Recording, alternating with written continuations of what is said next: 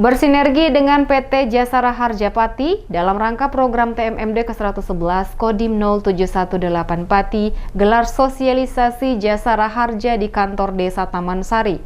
Berbagi informasi seputar tugas dan fungsi Jasara Harja di tengah masyarakat di lokasi sasaran TMMD.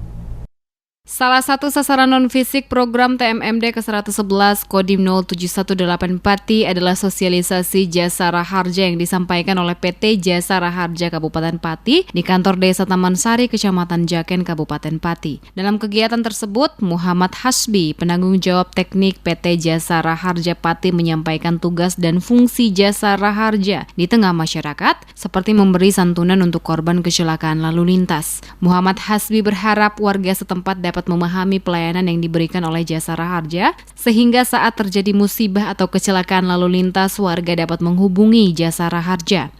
Siang hari ini kami dari Jasara Harja Pati mendapatkan undangan kesempatan untuk memberikan sosialisasi tentang tupoksi kami di Jasara Harja, pelaksana Undang-Undang 33 dan 34 tahun 64 kepada masyarakat di Desa Taman Sari, Kecamatan Jaken dalam rangka kegiatan non-fisik TMMD 111. Kita menyampaikan mengenai tugas dan fungsi, yaitu hak dan kewajiban dari masyarakat dan hak dan kewajiban dari Jasara Harja sendiri. Harapannya ya masyarakat semakin memahami, mengetahui bagaimana pelayanan kami di Jasara Harja. Apabila ada masyarakat tetangga yang mengalami musibah, mereka tidak bingung lagi harus kemana, tetapi sudah mengetahui apa yang harus dilakukan.